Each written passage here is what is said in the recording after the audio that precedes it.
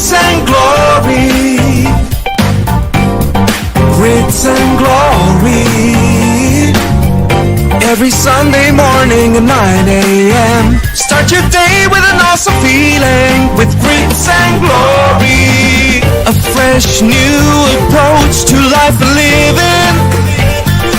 Grits and glory. It's yours to hold. What is it that you're dreaming about?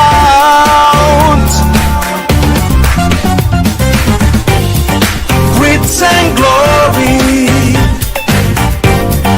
Grits and glory. From Atlanta, Georgia, and heard around the world. With your host, Charles Jerone.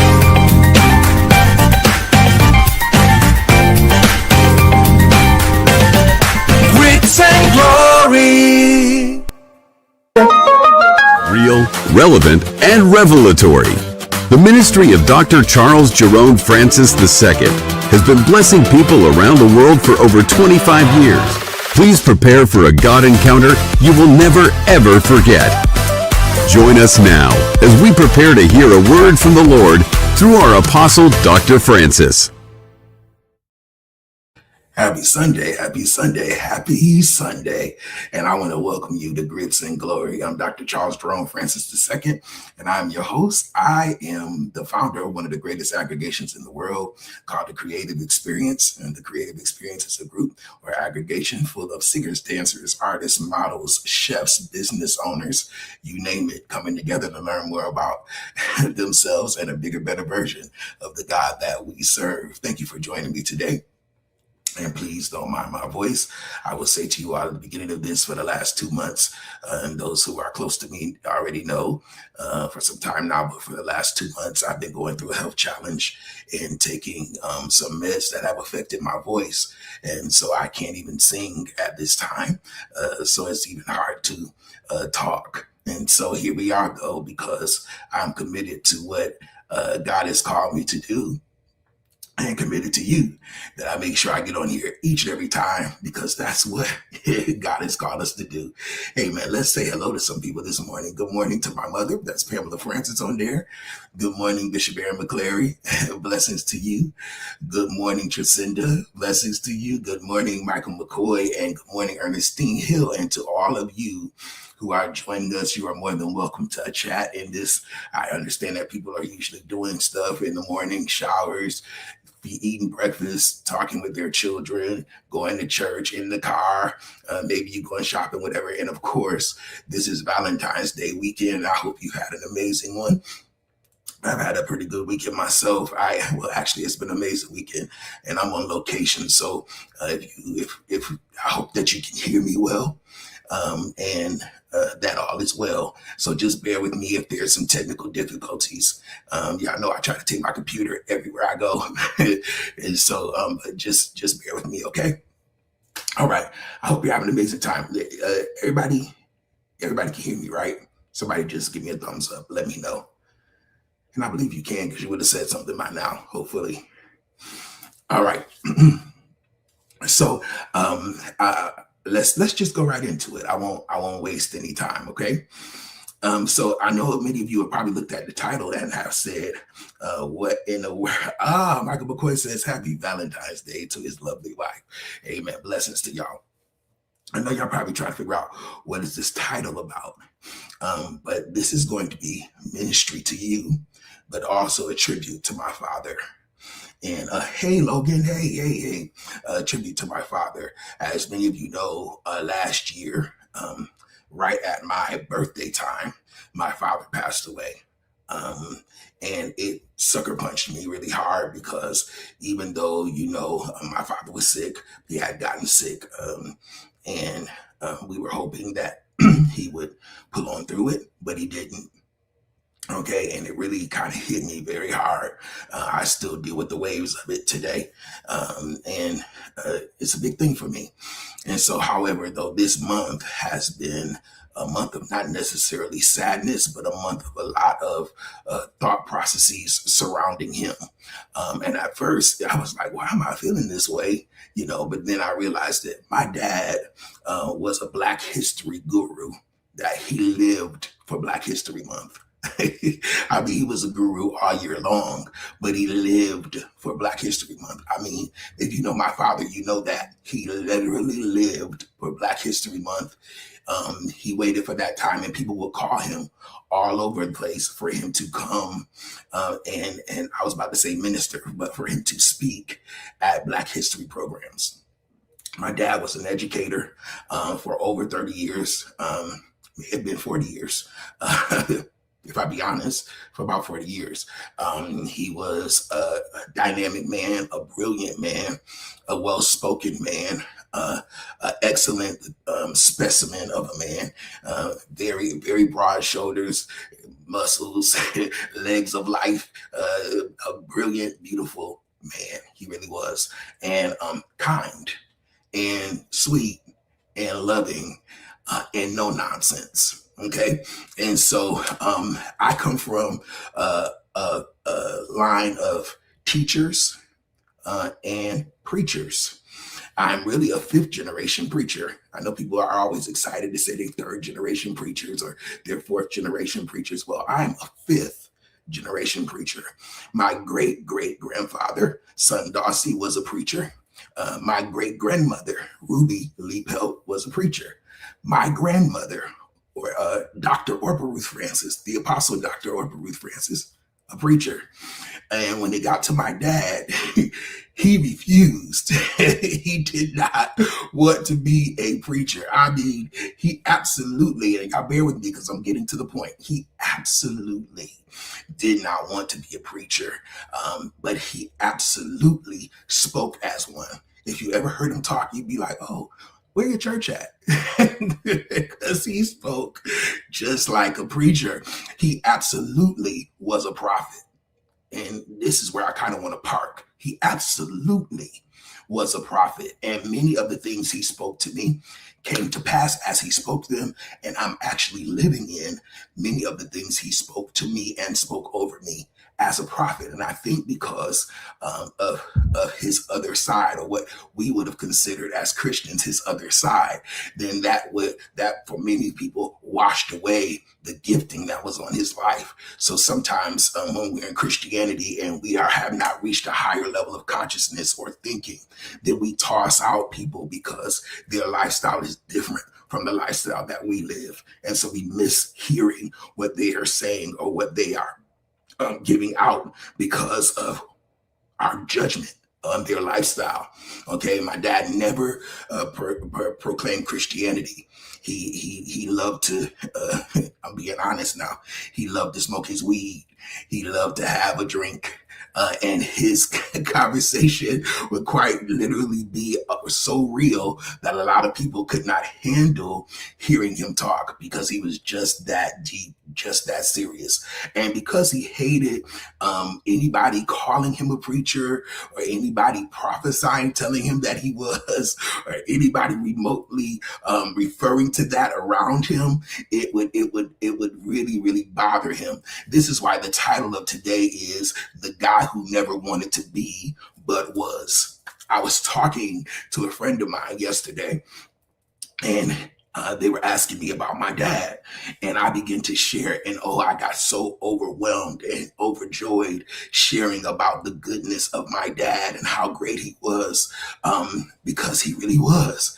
And what came up as I was talking, I made this statement.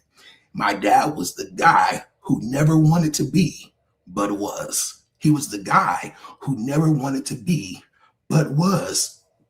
And how does that translate to you? Many of us have done this thing where we separated the person of who we are from God.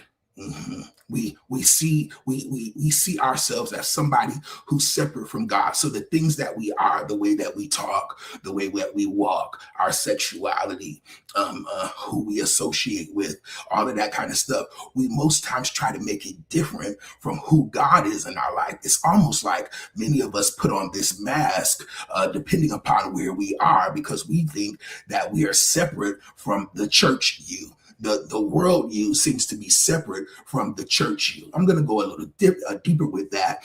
I remember getting so much flack as a man of God because the minister of music at my church, who happened to be one of my best friends, who still is one of my best friends, or I was about to say minister, but really it was ministry.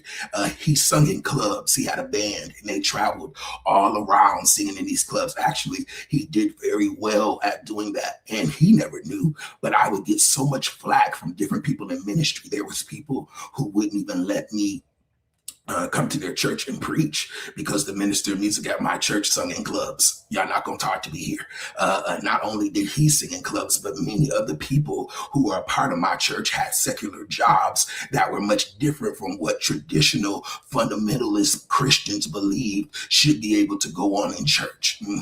They wanted to separate the person from the spirit man. They wanted to separate who that person was from the spirit man. And this is what happens with many of us. People wanted that from me. I never forget that someone that I was in relationship with did not want me to be a comedian, did not want me to be a jokester, did not want me to be a fashionista, did not want me to be all of these things because I, quote unquote, was the bishop, and the bishop can't be that. I can't do content that makes people laugh. I can't say certain things in the pulpit because people will be offended because it's comedy. I can't wear a certain thing because a bishop shouldn't wear that. There's all this kind of stuff that wanted to separate me from who I was from the quote unquote church me. It was almost like the apostle was a certain different person than Charles Jerone. And as I grew and as I matriculated and as I began to increase my faith, I realized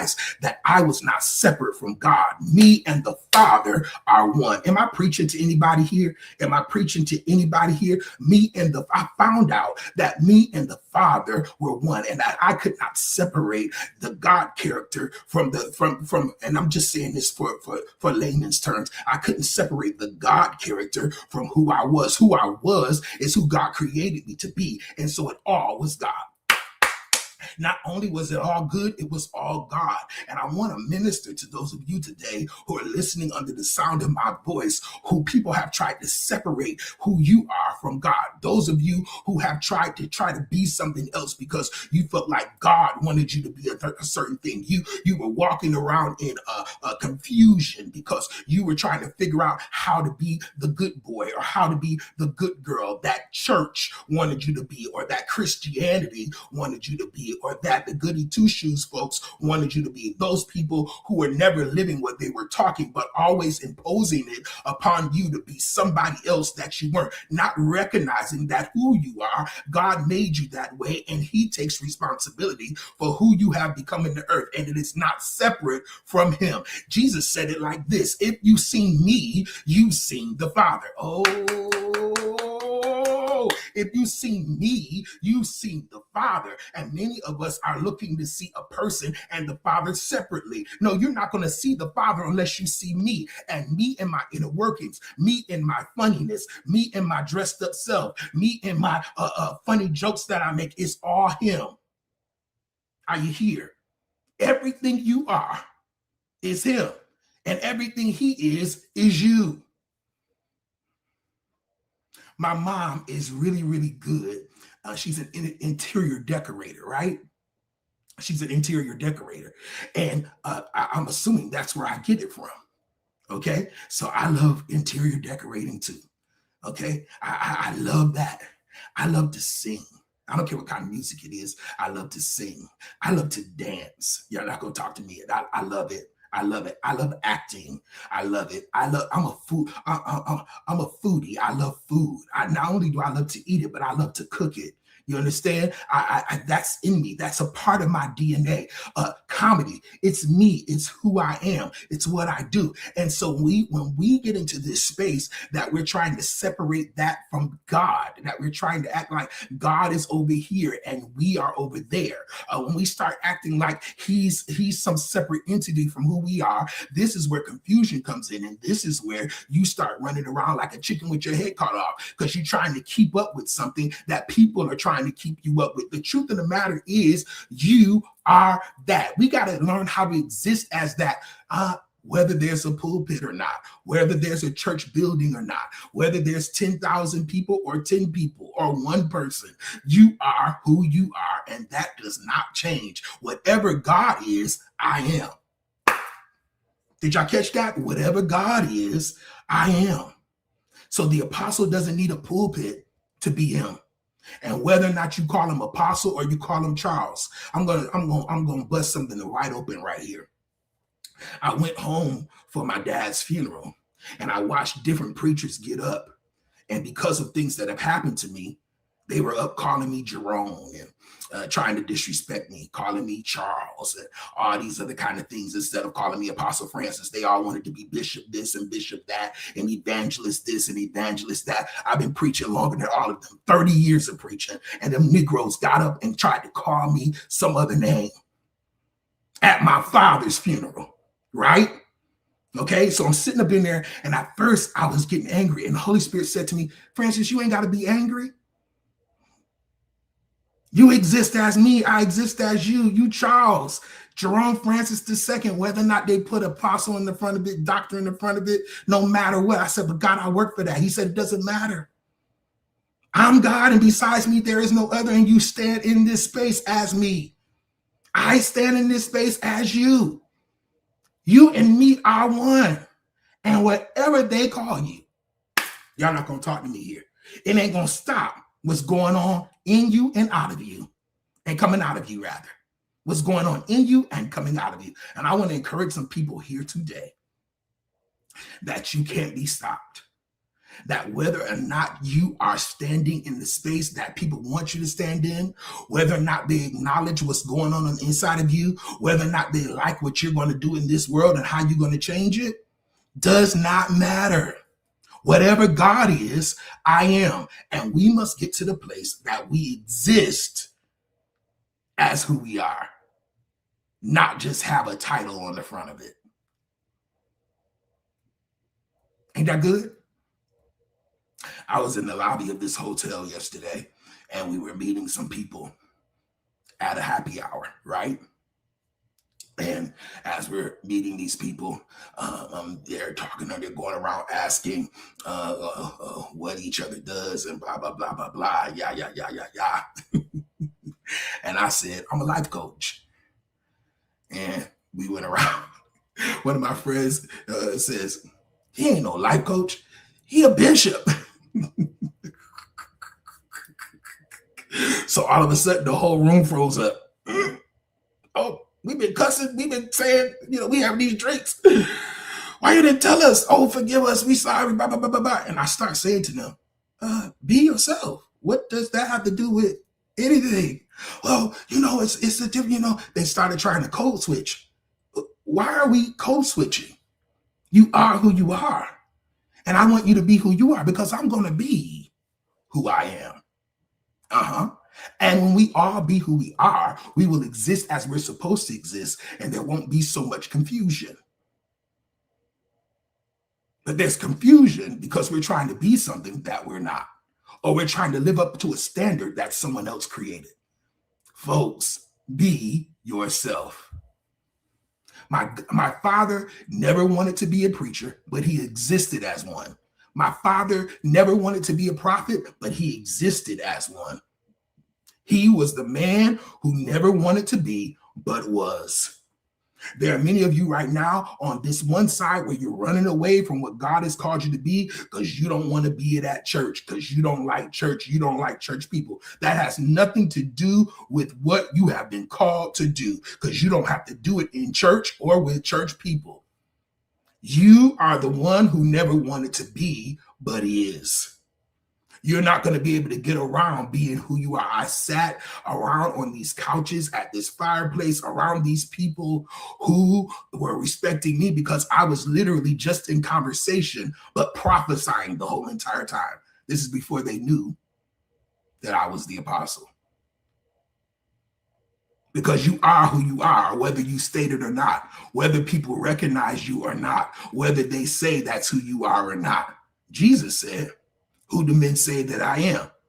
And they all started naming out all of these people. He said, "Who do you say that I am?" Peter says, "Thou art the Christ." Ooh, I feel the glory of the Lord here. "Thou art the Christ, Son of the living God." And then Jesus says, "Flesh and blood has not revealed that to you, Peter." Ooh, here, and upon this rock, and upon this truth, I'll build my church, and the gates of hell, y'all not gonna talk to me, should not prevail against it. Not the gates of a fiery place, but the gates of things that try to come against you can't stand against a person who understands their identity, a person who stands in who they are, a person who stops running from who God called them to be. Y'all not gonna talk to me here. Hey, Pastor Monique, you know I love you, girl. And so many of us are trying to be something else, or what we think people want us to be. We're running away from who we are because we want to be accepted in certain spaces. But this was never about acceptance. It was about being. And I can't change who I am. I just got to be that. Somebody type in here, just be you. Just be you. Just be you. There are some people who are around you who understand who you are. I pray you experience people. I say this all the time now. I pray that you begin to experience people in your life who love you because they believe that that's a part of their purpose to do. They believe loving you is a part of their purpose, and that's why they do it. Right? I pray that those kind of people follow you, because if they follow you, they don't care if you're black, white, young, skinny, old, fat, gay, straight, bi. They don't care nothing about that stuff. They care about you being you, and who you are. Who you are is a blessing to them. So you don't need to be the prophet. You don't need to have that name. You don't need to be the apostle. You don't have to have that name. You don't need to be the bishop. You don't have to have that name. As a matter of fact, I found so much constraint or restraint or things holding me down by those titles. But being who I am allowed me to step in so many arenas that the title apostle wouldn't let me go to without judgment. I found that the people who needed me couldn't have me because they were afraid of the apostle.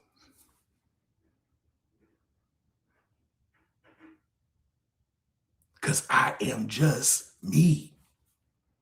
And God poured all of that into me. I had it since I was thought of. Y'all not going to talk about it. Since God said, let us create. He created me as me. He didn't say, apostle. Nah, he said, this is Charles. Well, my mom and dad said, this is Charles. This is Charles II. And that was the license to become everything that I was, to matriculate into everything that was already set before me. And I never needed a title to be it. Ooh, anybody hearing this? So if you are stuck in a space, like for instance, my deacons, and I've been talking about them the last couple of weeks. They've been in my spirit. I pray for them a lot. But Deacon McCoy and Deacon Hill, Deacon McCoy always says, I was so shocked when you asked me to be a deacon in your church. And the first time I heard him testify about it, it touched me so bad. I was trying not to cry in front of everybody.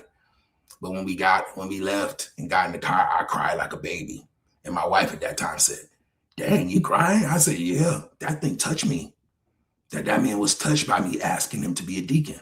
But the reason why I asked him to be a deacon is because he was already showing himself as a deacon would.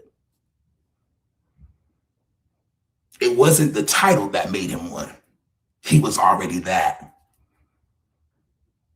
It wasn't the title that made Dwayne a deacon. He was already that. It was the way he saw about the church, the way he lended a hand, the way that he made sure I was okay. He made sure that I could do my job. The way that Michael McCoy made sure I could do my job, the way that he was faithful, the way that he was faithful in his giving, the way that he was faithful to make sure that if nobody wasn't doing what they were supposed to do, he was going to make sure the church and his apostle was taken care of. They acted as so because they were so. And whether anybody called them deacon or not, they already stepped into that space. Most people think that a title makes them something. They don't understand that they make the title. You are, and then the title comes because of who you've already been. And whether or not they decide to give you a title, if you are already that, you just are, and you ought to just be. And whether there's a church to be in, you still are. And whether people respect you as such, you still are. And whether they like you or not, you still are. Most times, that's people's problem with you. They see further than you even do. They see who you really are. I can't tell you how many people who have labeled themselves as my enemy prophesied my greatness. Y'all not going to talk to me here. Y'all not going to talk to me here. I can't tell you how many people that did not like me the most prophesied my greatness. You want to know who you really are? Listen to the enemies who are trying to speak against you. Their fear and jealousy talk or speak to your relevant character. That's so good to me. That's so good to me. That's so good to me. Speaks to your relevant character of who you are. You want to know? Pay attention to what comes up against you. Money is your issue? Keep going, millionaire. It's on the way. Y'all not going to talk to me. Seem to have the hardest thing to get your business up off the ground? Fortune 500 company, you're on your way. It speaks to the character of who you are. My dad did his darndest not to be, but he was everything he didn't want to be. The man who never wanted to be, but was. He couldn't run away from his prophetic DNA. He couldn't throw it out. Anytime he spoke, he was prophesying. Any conversation he and I ever had, he was prophesying, whether he wanted to or not. He was the man who did not want to be, but was. You, my friends, can never run from your assignment.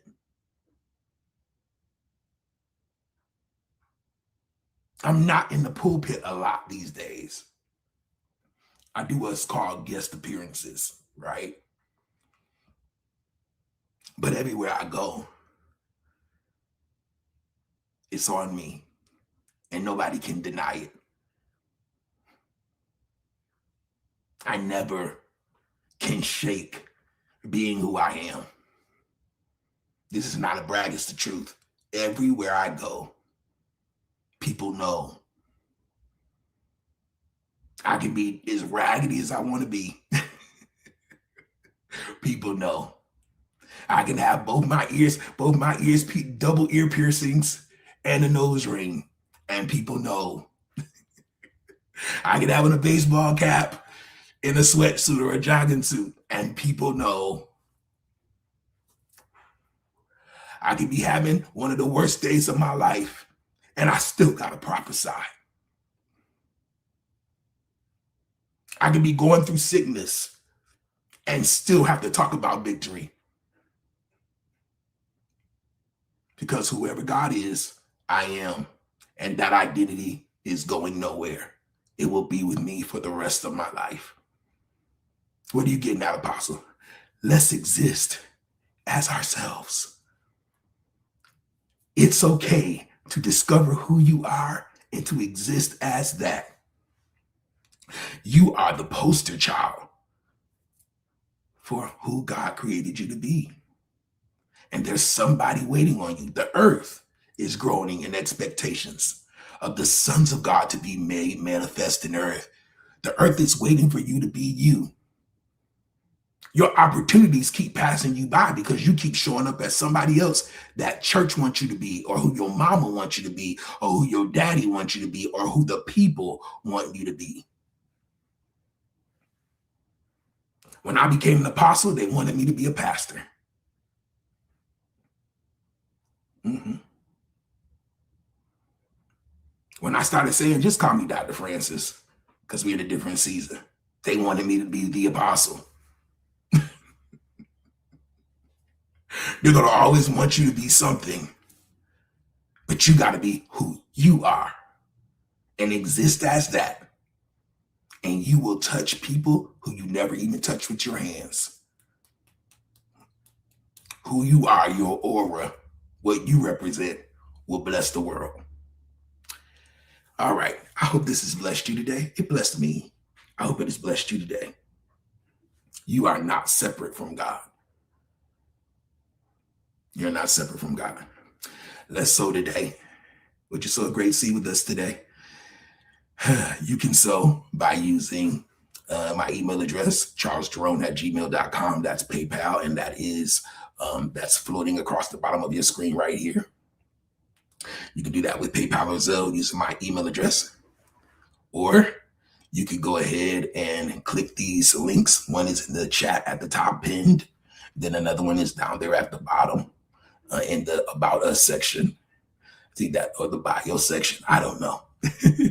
Whatever you do, sow with us today. If you enjoyed this word has blessed you. If you are walking in your God-given character, and I need for us to understand this because where we're going next will be different. All right. So let's sow. I love you. I want you to have the most amazing day today possible. In the wonderful, miraculous name of Jesus, I pray.